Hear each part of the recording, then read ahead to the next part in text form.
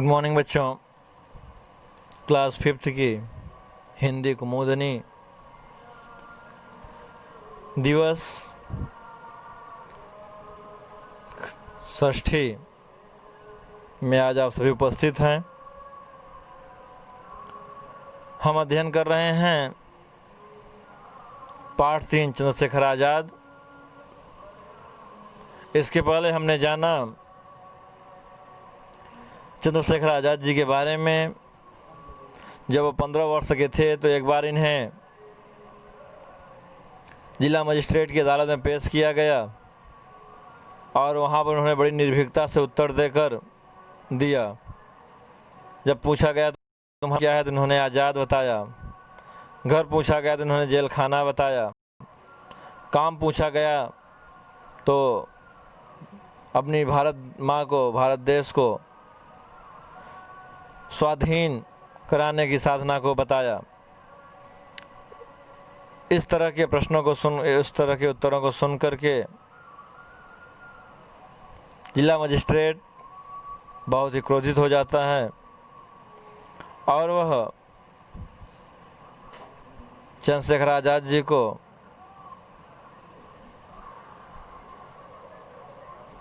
पंद्रह कोड़े की सज़ा सुना करके छोड़ने का आदेश दे देता है। 15 कोड़े खाने के बाद आज़ाद जी का पूरा शरीर लहूलुहान हो गया था। जब वे जेल से, लेकिन वे फिर भी बहुत शांत थे। जब वे जेल से बाहर निकले तो बहुत से लोग उनके चाहने वाले फूल माला लेकर खड़े थे और फूल मालाओं से उनका स्वागत किया। चलिए अब आगे।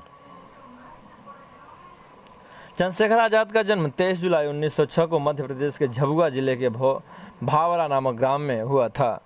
चलिए समझ लेते हैं कि चंद्रशेखर आज़ाद जी का जन्म कहाँ हुआ था।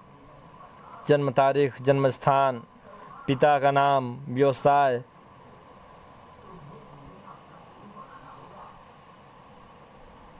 इन सभी पे चर्चाएं करेंगे। चंद्रशेखर आज़ाद का जन्म 23 जुलाई 1906 को मध्य प्रदेश के झाबुआ जिले के भावरा नामक गांव में हुआ था। इनके पिता का नाम पंडित सीताराम तिवारी था। इनके पिताजी उन्नाव जिले के बदरका नामक ग्राम के निवासी थे। जीविका के लिए वे भावरा पहुंच गए थे, अर्थात जो इनका स्थानीय इनका था वो बदरका, उन्नाव जिले में बदरका नामक गांव में के निवासी थे। लेकिन ये जीविका चलाने के लिए, कमाई करने के लिए, परिवार का भरण पोषण करने के लिए झाबुआ जिला के भावरा नामक गांव में चले गए और वहीं पर चंद्रशेखर आज़ाद जी का जन्म हुआ। उस समय उन्हें 8 रुपये मासिक वेतन मिलता था। 14-15 वर्ष की आयु में वे पढ़ने के लिए काशी आ गए और छोटी सी कोठरी लेकर संस्कृत पढ़ने लगे। सन 1921 में जब काशी में असहयोग आंदोलन चला, बता रहे हैं चंद्रशेखर आज़ाद जी के बारे में कि उनके पिताजी तो भावरा पहुंच गए थे और 8 रुपये मासिक वेतन मिलता था और इसी से उन्हें अपने परिवार का पालन पोषण करना पड़ता था इनके पिताजी को, और इसलिए आज़ाद का बचपन निर्धनता में ही बीता। बहुत ही निर्धन थे क्योंकि अब 8 रुपये की मासिक थी। 14-15 वर्ष की आयु में पढ़ने के लिए काशी आ गए। जब उनकी उम्र की मात्र 14-15 थी तो वे काशी आ गए और एक छोटी सी कोठरी लेकर संस्कृत पढ़ने लगे। 1921 में जब काशी में असहयोग आंदोलन चला तो चंद्रशेखर आज़ाद ने भी उसमें भाग लिया। महात्मा गांधी पर उनकी अपार श्रद्धा थी, किंतु शांत सत्याग्रहियों पर होने वाले अनुमानिक अत्याचारों को उनका हृदय सहन न कर सका। महात्मा गांधी ने चौरी चौरा हत्याकांड के बाद असहयोग आंदोलन स्थगित कर दिया। चंद्रशेखर और उनके साथियों के मन में यह बात बैठ गई कि अहिंसा द्वारा जन जागरण तो किया जा सकता है, लेकिन विदेशी सरकार को अपने देश से निकाला नहीं जा सकता है। अतः सरकार को आतंकित करने के लिए उन्होंने क्रांतिकारी आंदोलन छेड़ दिया। बात आज़ाद जी की बताई जा रही है कि आज़ाद जी का जो बचपन था बहुत ही निर्धनता में बीता था। उनके पिताजी जो केवल 8 रुपये मासिक उसमें कमाते थे, अपने परिवार की जीविका चलाने के लिए अपने बदरका नामक, उन्नाव जिले के बदरका नामक ग्राम से झाबुआ जिला के भावरा नामक ग्राम तक पहुंच चुके थे। जब आज़ाद जी की उम्र मात्र 14-15 वर्ष की थी तो वे पढ़ने के लिए काशी पहुंच गए, काशी चले गए और एक कोठरी सी, छोटी सी कोठरी में संस्कृत पढ़ने लगे। जब 1921 में काशी में असहयोग आंदोलन शुरू हुआ तो चंद्रशेखर आज़ाद जी उसमें भाग लिए, क्योंकि चंद्रशेखर आज़ाद जी की महात्मा गांधी पर पहले से ही अपार श्रद्धा थी। लेकिन सत्याग्रहियों पर होते हुए अत्याचारों को अमानुषिक अर्थात बर्बरतापूर्वक अत्याचार देखकर उनका हृदय द्रवित हो उठा, सहन न कर सका। और जब महात्मा गांधी ने चौरी चौरा हत्याकांड के बाद असहयोग आंदोलन स्थगित कर दिया तो उस समय चंद्रशेखर और उनके साथियों को यह एहसास हुआ कि अहिंसा के द्वारा जन जागरण तो किया जा सकता है, लेकिन इन विदेशी सरकारों को देश से नहीं निकाला जा सकता है। अतः कुछ ऐसा किया जाए कि सरकार आतंकित हो, और इसके लिए उन्होंने क्रांतिकारी आंदोलन का बिगुल फूंक दिया।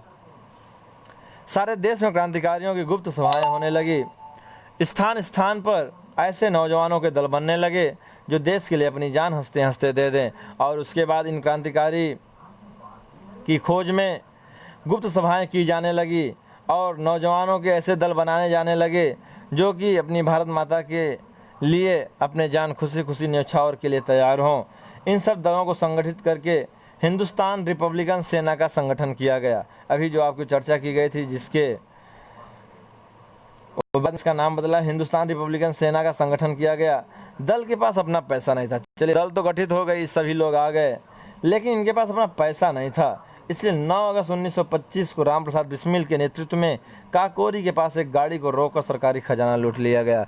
उसी समय काकोरी कांड होता है जिसमें इन नौजवानों के द्वारा सरकारी खजाने को लूटने का निर्णय लिया जाता है, और इसमें इस घटना को काकोरी कांड का नाम दिया गया। और इसमें आज़ाद भी शामिल थे। इस सिलसिले में राम प्रसाद बिस्मिल,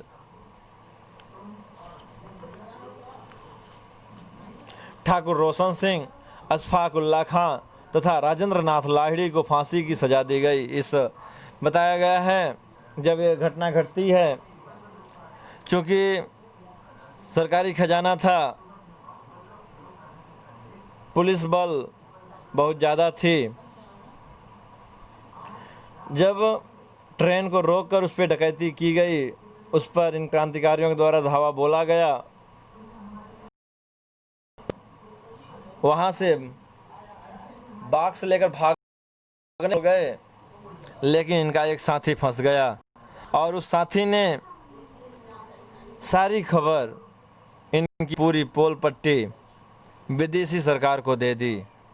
खजाना कहाँ रखा गया है, कौन कौन शामिल थे, किसने किसने कितना भागीदार लिया, इन सभी की बात उस व्यक्ति के द्वारा अंग्रेजी शासन को दे दी जाती है, जिसके लिए इन्हें सबको गिरफ्तार करके फांसी की सज़ा सुना दी जाती है। इसके पहले जेल में घोर यातनाएं दे करके इनके फरार साथियों के बारे में पूछने का प्रयास किया गया, लेकिन इन सभी ने हंसते हंसते फांसी के फंदे को स्वीकार लिया, लेकिन अपने उन साथियों के बारे में कुछ नहीं बताया। उधर चंद्रशेखर आज़ाद पुलिस के हाथ नहीं लगे थे और वेश व नाम बदलकर जगह जगह घूम रहे थे। भगत सिंह और बटुकेश्वर दत्त को असेंबली में बम फेंकने के सिलसिले में गिरफ्तार कर लिया गया था।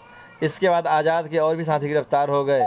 अपने प्रमुख साथियों गिरफ्तार होने पर दल के पुनर्गठन और आंदोलन को आगे बढ़ाने का पूरा भार अब आज़ाद पर आ गया। इसी कार्य के लिए उन्हें इलाहाबाद जाना पड़ा। 27 फरवरी 1931 को इलाहाबाद में जब वे अल्फ्रेड पार्क में बैठे हुए थे, तब एक विश्वासघाती की सूचना पर पुलिस का एक बड़ा दल वहां आ गया। बताते हैं, जब ये घटना घटी और सभी को पकड़ा जाने लगा तो उस समय चंद्रशेखर आज़ाद वहां से भागने में सफल हो गए और कई दिनों तक वे वेश बदलकर और नाम बदलकर घूमते रहे, टहलते रहे। इसी बीच भगत सिंह और बटुकेश्वर दत्त को असेंबली में बम फेंकने के जुल्म में गिरफ्तार कर लिया जाता है और धीरे धीरे ऐसे ही उनकी सेना के हिंदुस्तान